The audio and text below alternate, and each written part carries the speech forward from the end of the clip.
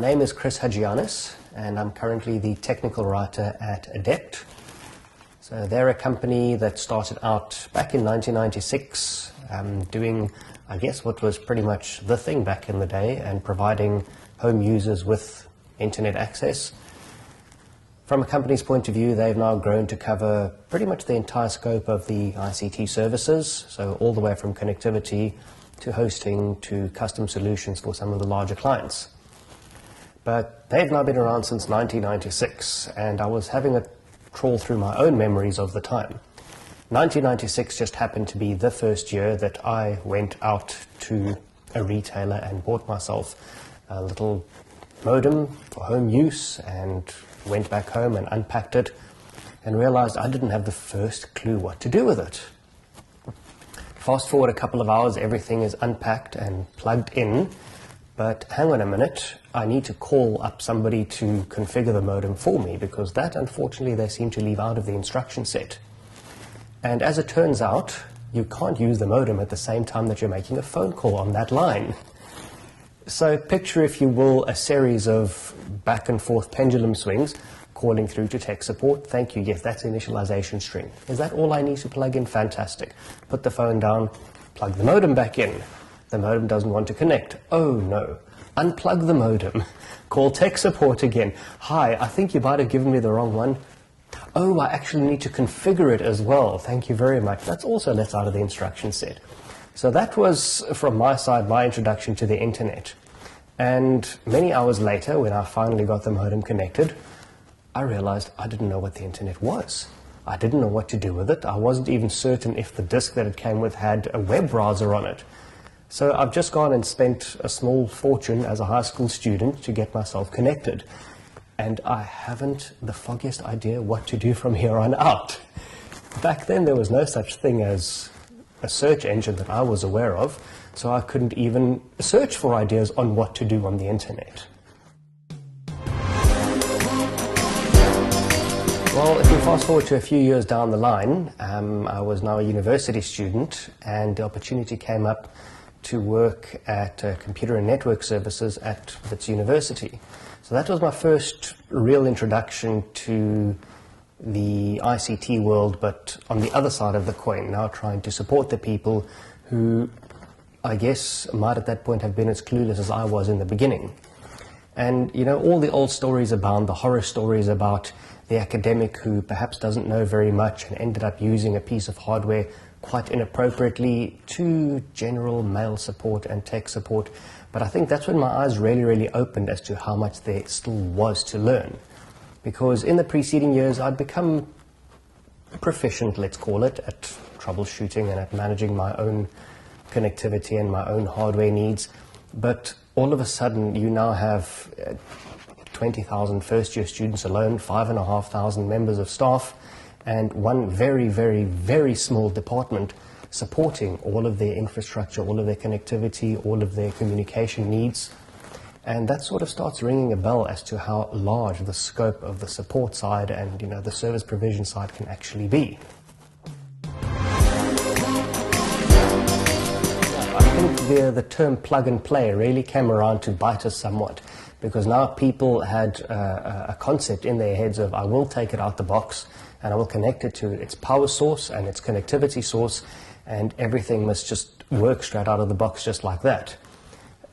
Trying to explain to someone that that is not always the case can be a little bit of an effort, but I think trying to put that into words, trying to actually explain to people there is a little bit of a process, in fact a big process, in the background between yourself and the device and whatever else it might come into communication with, that yes, 99.9% of people will not understand, and it took that 0.01% of people to get that right in the first place.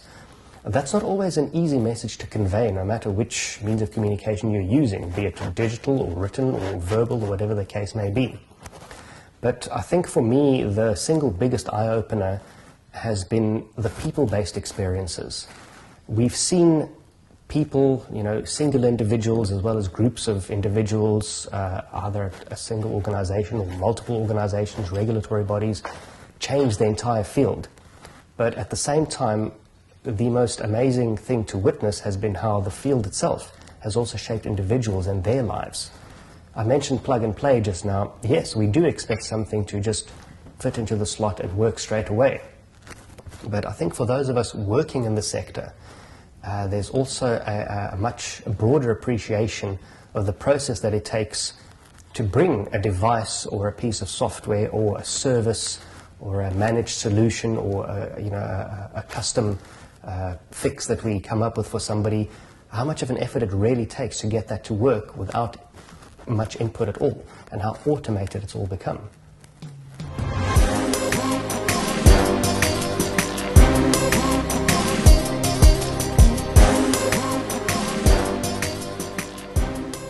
I think from the point of view of communications, that's where we've seen the biggest shift. Whether it's personal communications, whether it's transmission of data, storage of information, and most importantly, access to that information. That's probably where the internet has played the most profound, and I'm sure your future histories will tell us, the most important effect.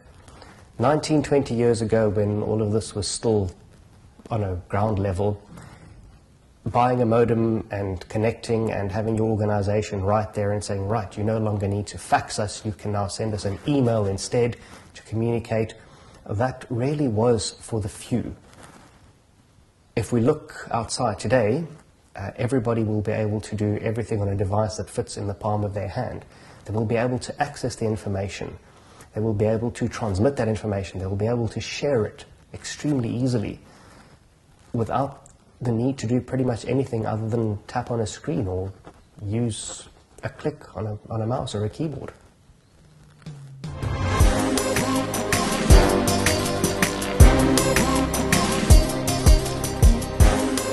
That's quite a difficult one to predict. If I were to sort of grab at straws and hazard a guess, I think access, but full-on access at speeds that we can still only speculate on today, will need to have a greater penetration to have the same kind of profound effects that we've seen up until now. And it would be really fantastic to let education have that kind of a paradigm shift as well, whereby education becomes not a lot more automated, but a lot more thorough, a lot more complete, and obviously a lot more accessible to anyone and everyone who wants it. I think we've seen time and time again in many histories or in many tremendous solutions that countries have been able to solve. It really has been through educating not just the individual, but the populace as a whole. So making histories, making opportunities and information available to everyone at large. And I'm hoping that the sector will continue to expand and improve and provide more offerings to enable every single person, every single individual, and every single group access to the information they need in order to improve themselves.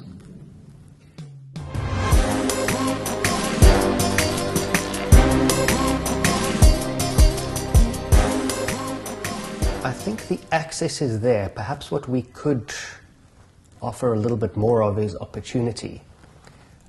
Case in point, there are individuals in various parts of South Africa who are furiously writing digital material in order to be able to offer school children a more robust syllabus, an updated syllabus, if you will, but not really much means to actually get that syllabus out to them. So, for example, the recent initiatives providing tablets to school children has been fantastic, but those opportunities have been, albeit very, very well documented and very much publicized, there have been very, very few of them. And getting the individuals who weren't involved in that process, of which there are quite a few, to actually be able to use the process to their own advantage as well as to that of the learners in such a case, has also been slightly lacking. So if there's one area we can push a little bit further on, I think that would be it.